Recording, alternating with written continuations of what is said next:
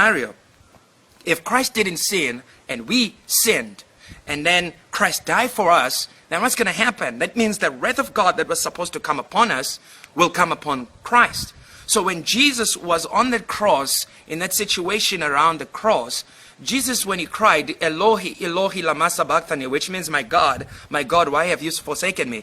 He wasn't crying because of the nails on his hands. He wasn't crying because of the crown of thorns on his head. He wasn't crying because of the lashes on his back. And he wasn't crying because of the nails on his feet. But he was crying because at that very moment, if you read the Bible carefully, the sun was darkened.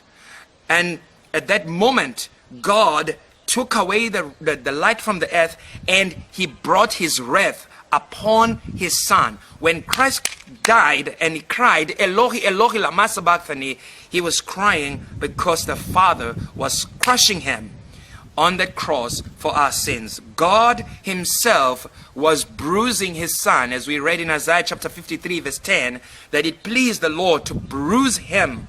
So he was bruising him, he was smiting him and just bashing him on that cross for my sins and for your sins.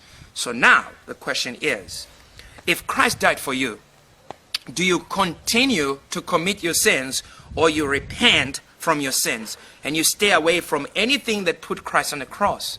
That is a question that needs to be addressed. You need to think about it. What are you doing about the fact that Christ died for you? Are you still doing the things that put Christ on the cross at the first place, or you have turned away, you have repented, you have forsaken all your wicked, evil ways against God? So think about it.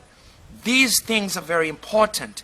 We cannot just say Christ died and then it'll be like, oh yeah, sure, he died. But we must think about it. He actually died. He actually suffered. He actually went down to the place of the dead. And the good thing is, God raised him up from the dead. One day, you will die. And if you did not trust in the name of the Lord Jesus Christ, woe unto you.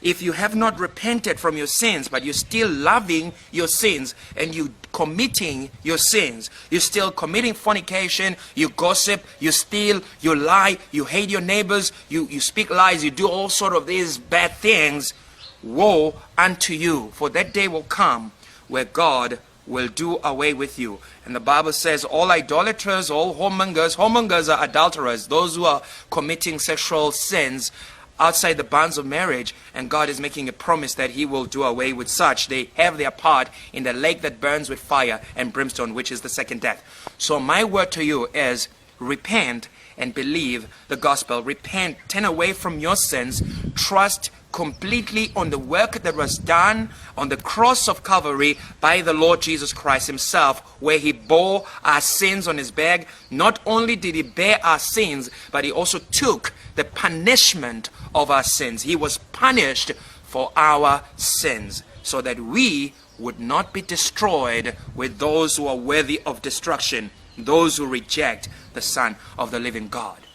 Again, repent and believe the gospel, and you shall be saved. Repent and believe in the name of the Lord Jesus Christ, and you shall be saved. And in closing, the word I want to read to you is John chapter 3, verses 16 to 18. It says, for God so loved the world that he gave his only begotten Son, that whosoever believes on him should not perish, but have everlasting life. For God sent not his Son into the world to condemn the world, but that the world through him might be saved. He that believes in him is not condemned, but he that believes not is condemned already, because he believed not in the name of the only begotten Son of God.